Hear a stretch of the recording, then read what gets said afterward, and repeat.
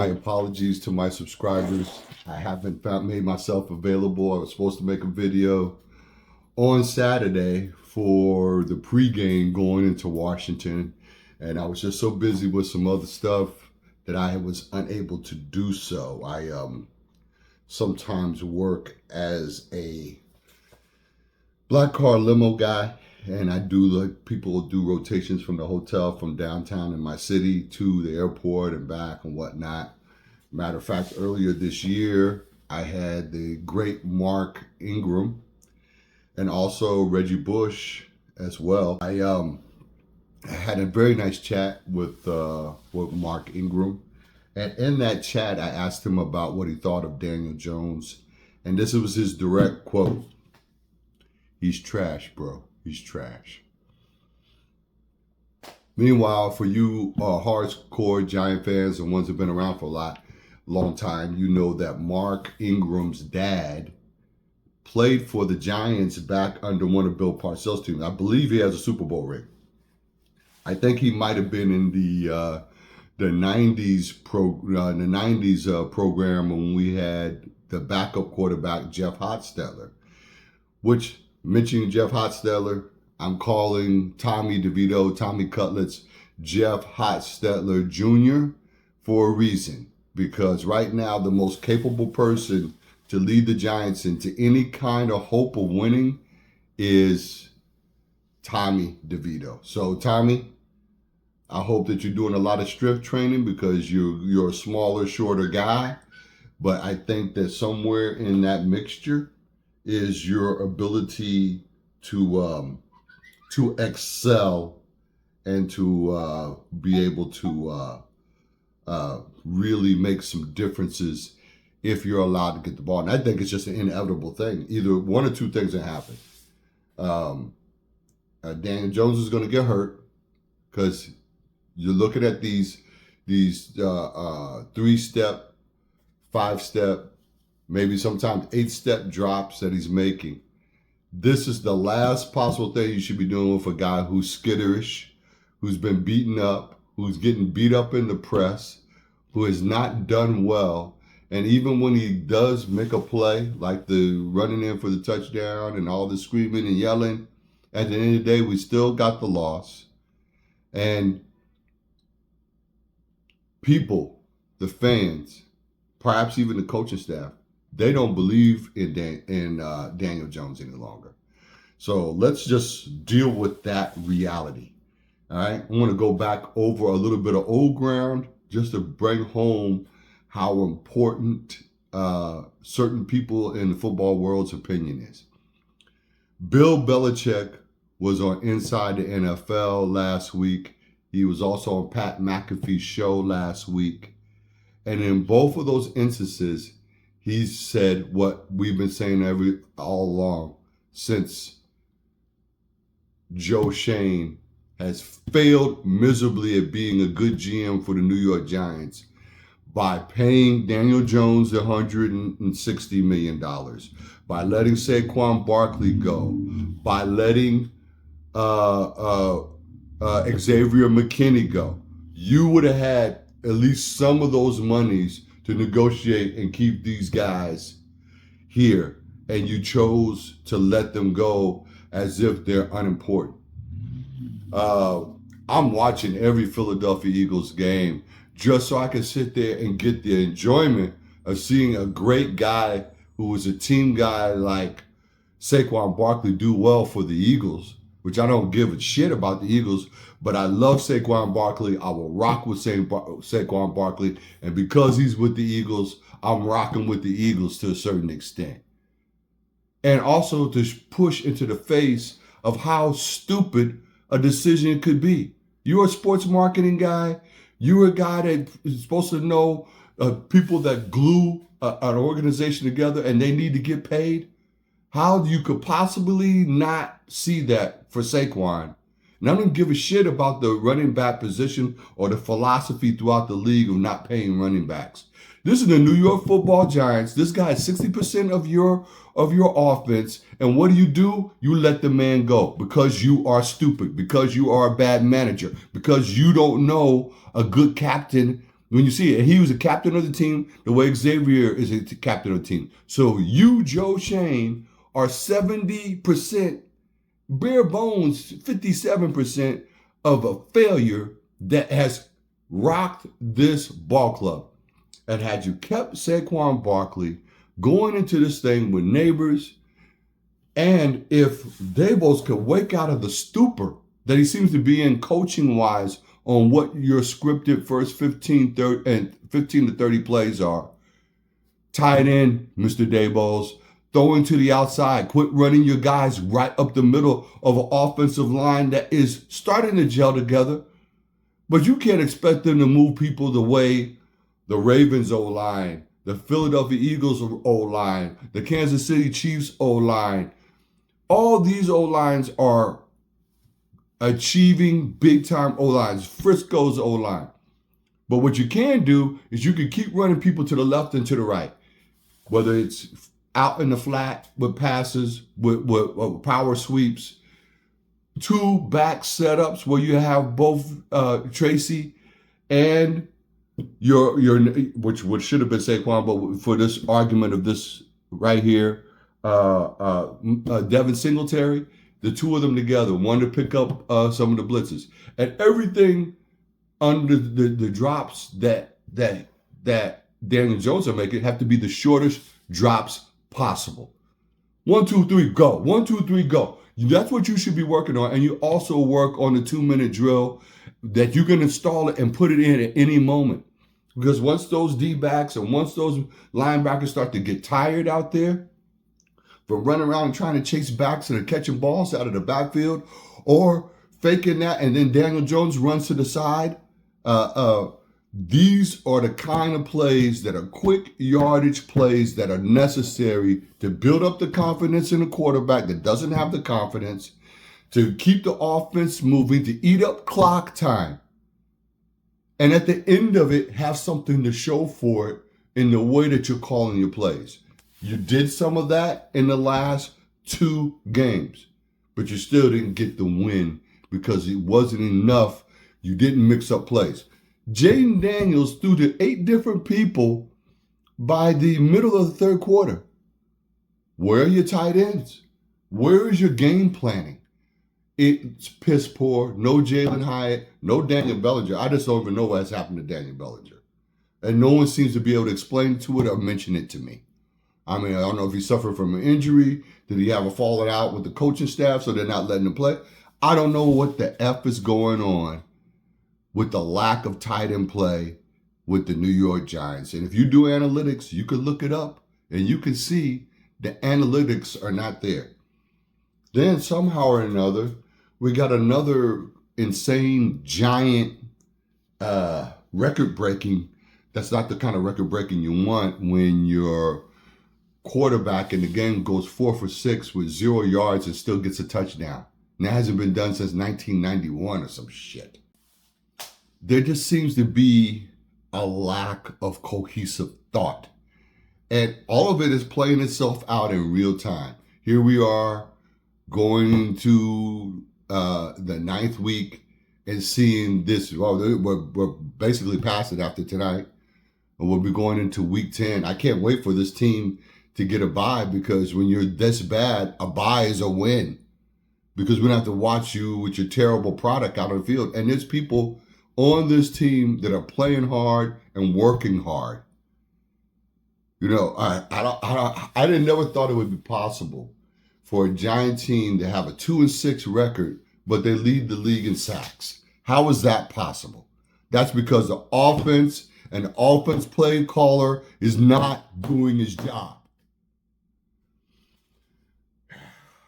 Now, let's talk about the great Mark Holmes, who has a wonderful channel. If you don't know about him, there's a group of guys that are all part of the kind of NFC East guys. And Mark Holmes is a Cowboys guy. And I see his videos, I see his thumbnails, and he's grabbing his head. Hey, Mark, welcome to the world that the Giants fans and the Commander fans have been living in.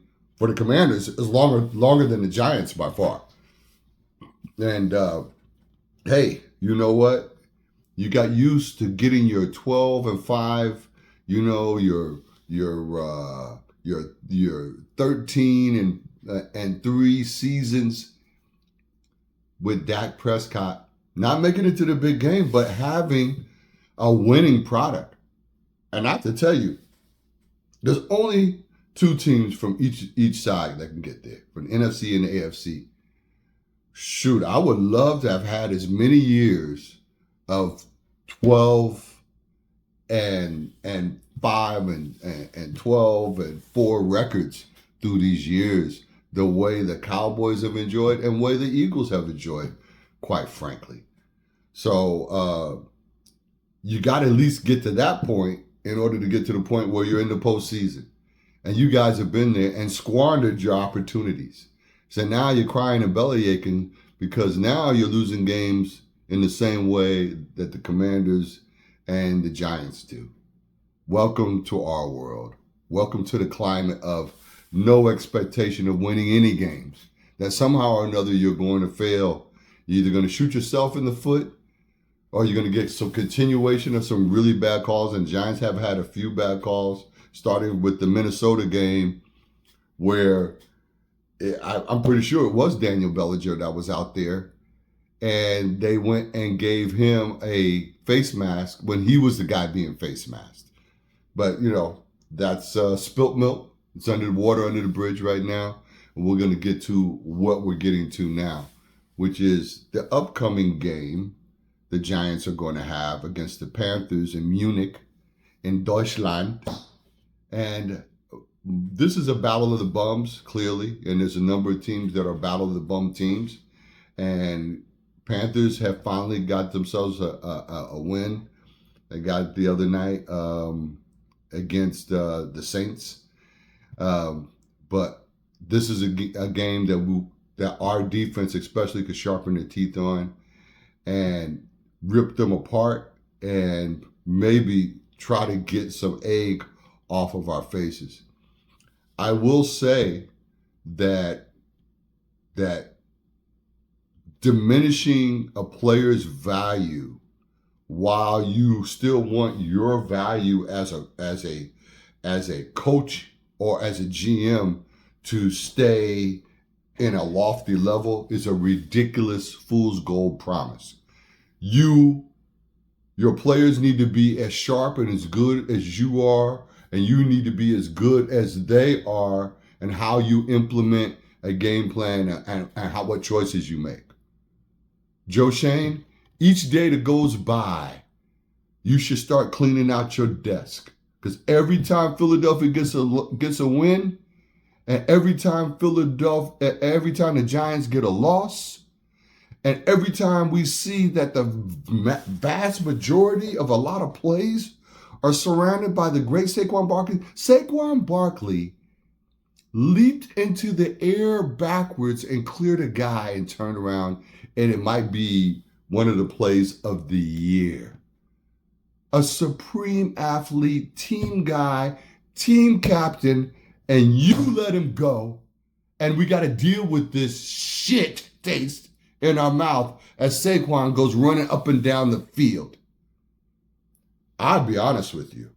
You know, I've never thought in a million years I'd be doing something that I'm going to do right now. I've never called for people's jobs. I just think it's a really horrible thing to do. But in your fucking case, Joe Schoen, after watching your attitude in the Hard Knocks piece, and what does it look like having a $40 million a year quarterback handler? It looks good, Joe, except for everybody but you would know that. Unbelievable that you even let that come out of your mouth. You guys are exposed for being dog shit. And you got the fans so pissed off. And I'm trying to look on my tablet here. Actually got a message. I didn't print it. I meant to print it out.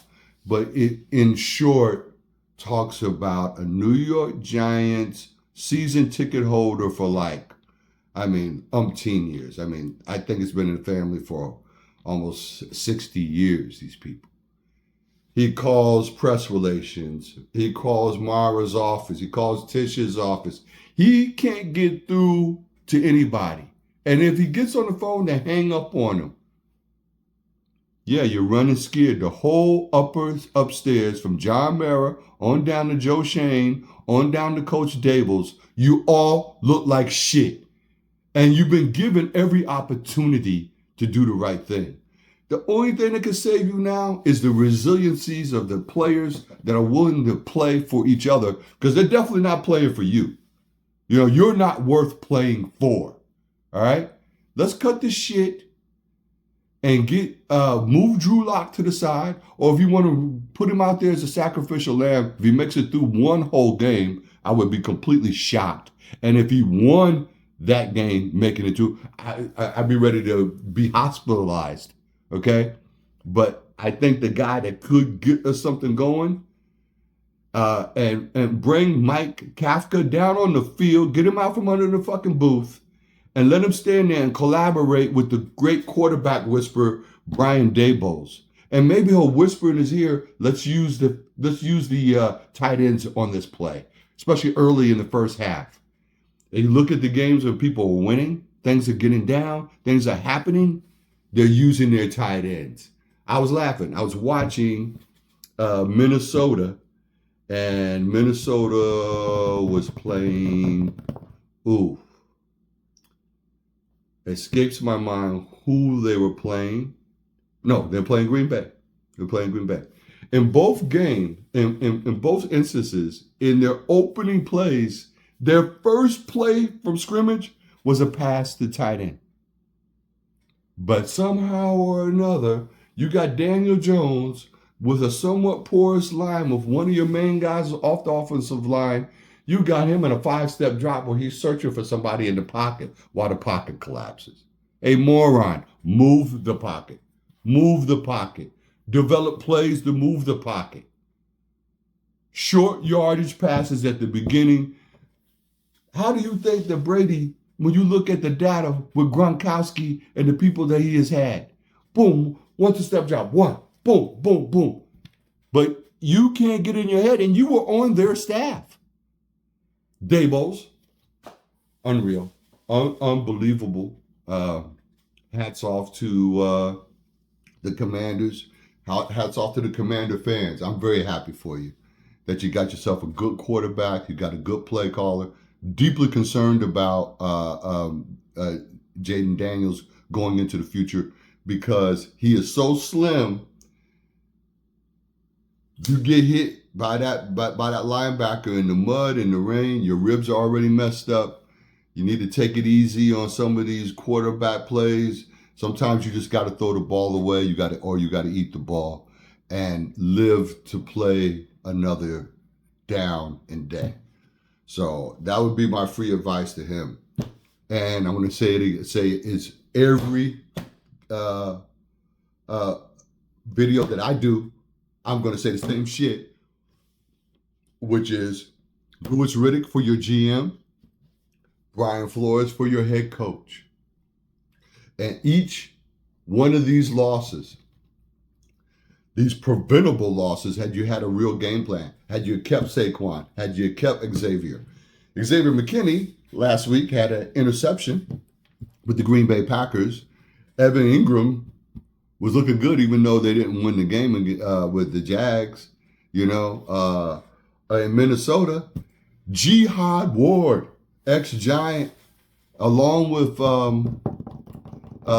Williams, playing their asses off. You know, I'm happy for all you ex-Giants out there that found a place to live and breathe. You know, the one that's got me in my feelings was the one that never should have happened, and that's poor management decision, poor personnel decision, a poor decision of understanding who your ace guys are. And when Mr. Belichick can say it, as a guy who formerly worked for the Giants and is sitting on 7 successful Super Bowl wins as head coach for the Patriots, one should listen to him, John Mara. Yo, shout out to my boy Carl Banks and Believe Giants. If you want to get a good analytic analytic version of what has taken place with the Giants. I highly recommend the Believe Giants. And you got the great Carl Banks and my man, his name escapes me at the moment. I will say his name next time. Oh, and by the way, the Commanders haven't had a black quarterback that has had this much excitement behind him since Doug Williams, who took them all the way to an unexpected Super Bowl win over Denver. I remember exactly where I was at in New York City. I went to this nice little Irish bar on 34th Street. I got out of work early and I sat in that bar and had drinks and watched Doug Williams in the second half take them to town and win the Super Bowl. And he is the least recognized, underpaid, post-winning Super Bowl player, I think, ever. Like, there was just this thing in the air, like, the black quarterback could never win the big one. So the guy that I'm looking forward to also making it to that level is a guy in Jackson and with the Ravens. The man is an amazing athlete. They have a really great team. They have great team energy. I really like Coach Harbaugh and what he does and the way that he goes about doing things. And I wish to God we could have that kind of system that was kind of a reliable system of winning, of making things happen. And it's good personnel choices and maintaining your personnel choices. And I believe truly if the Giants make a change at the end of this year, get Louis Riddick as the GM, get Brian Flores as the head coach, and at the very least, the defensive coordinator with a chance to become the head coach, I could see that as happening. Me, myself, I feel like he's got enough experience through these years to stand into the head coach position. I cannot imagine him being worse than Daboll's, and I know that's not saying a lot, but I can see him being much better and put together between Louis Riddick's knowledge of football and putting together a staff and crew of people to find the right players. I certainly would love to have some similar type of situation to what the Eagles have in drafting from the same school with a pro set program. And you got a bunch of guys that all come through the Georgia program, the Georgia Bulldogs, and basically you got the Philadelphia Georgia Bulldogs. And that is an amazing and really smart way to have a level of cohesiveness on the team year to year to year. Does it make it a little bit harder for guys that come from other programs to get onto the squad? Yes. But if you're on the squad, that means you're hitting on several different factors that this team is looking for. Did Sirianni be a moron and almost lose that game? Yes. And this is where you talk about players saving the coaches. And maybe the only reason why we got Daboll's is because what we watched Josh Allen do this weekend is showing you how these players make these guys look better than maybe what they actually are. And certainly you can make that even for a great head coach like Mr. Belichick, that once Brady went, you weren't able to affect that. You were affected maybe on the defensive side here or there, but you weren't able to affect it on the offensive side. And that goes into a whole conversation about how good a player can be in a given moment, what their personality is like, how they get along with other people on the team. Are they really truly a team guy? And can they put into action what they're saying in words? And all those things mean something. And that's why you would keep a guy like Saquon. And that's why you would not pay a guy like Daniel Jones, because he hasn't proven that to you. And you get other things ready for your team. There's almost a feeling to me like sub rosa. You're tanking the season so that you can get the high draft pick that you want. I saw some article about Nussmeier. I don't even know really what the data points on that guy is, but we have to do something different than we've done for the last 10 or 11 years. And all this is a repeat mode.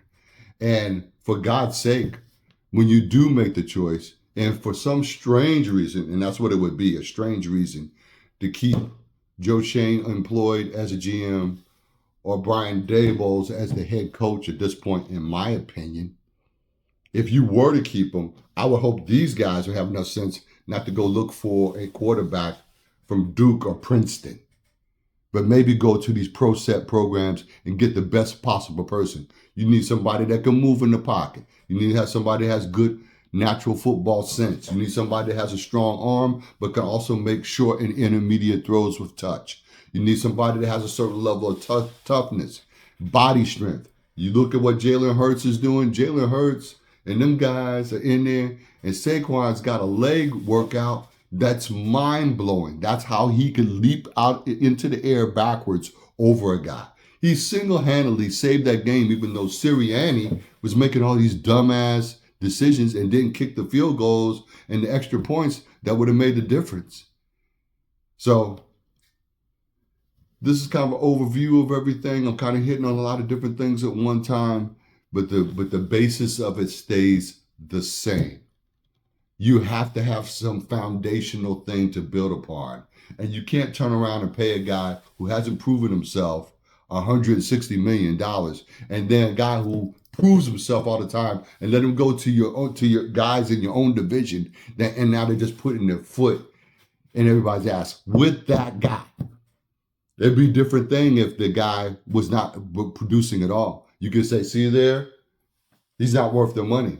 But so far, every game has been proven that had he been here, we could have possibly won the game. And that's with the bad play calling of Daboll's. All right? So, I don't know. I'm really frustrated right now at what has taken place here. I feel like we could have been on a different path, and now we're on this path, and it's a car crash.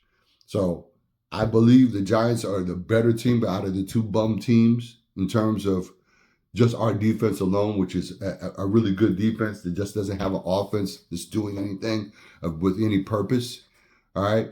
And, oh, by the way, Coach Daboll, Neighbors is not the only guy on the field.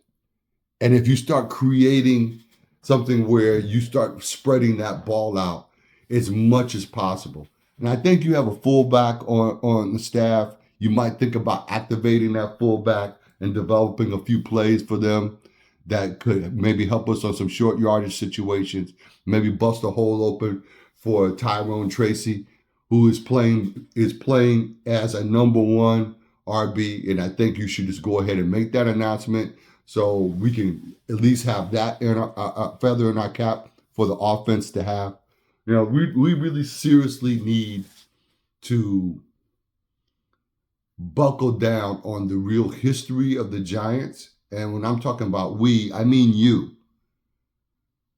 Short yardage plays and clock control is the key when you have a defense that can play lights out. And you have that defense now. You know, it's really unfortunate because all I can think every time I watch all these games is if I had Saquon and Xavier McKinney still, and this guy was franchise tag, and I could start having a little dream in my mind of somebody I could pick up that was really good as our quarterback coming out into the new year. Maybe we end up going 8-8, but saving some of the egg off of our face, but still being able to get a fairly decent draft pick. Now we're looking at a situation where we get a very fairly decent draft pick, but the critical value of a great player like Saquon will make other people who might want to come to this team not want to come to this team because of the current leadership, i.e. the GM and the head coach, which now gets us back to the same thing again. Let's go ahead and cut ties at the end of the year. Now, you look at the schedule and what's coming. I want you to make a real check mark by any of these games and tell me on whether or not the Giants can win them or not. Week 10 coming up. So that's basically it in the nutshell. You guys got to excuse me. I got this weird itchiness on my nose. I keep rubbing my nose in this video. I apologize. It's just that something is in the air down here. I think it's like a cedar moss that makes your nose itch. But my nose is also itching because I'm itching for new leadership, and I'm itching for these two bums that can't find out that a tight end exists and throw to other players and Coach Dabols, or Joe Shane, some middle management guy that should be working, I don't know, in some Wall Street firm somewhere and not be the GM of the New York Giants, because your math doesn't add up, sir. Your math doesn't take into place the individual and how the individual can make a difference for the team, and how that individual that you got rid of is leaping forward and leaping backwards in the air over players and doing amazing things, and he's just not done yet.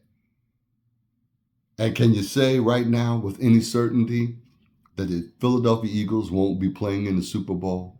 Because that would make it a perfect circle of stupidity on your part and a perfect circle of greatness for a young man like Saquon Barkley, who is just a really great team guy. And with that, let's go New York Football Giants. Deuces.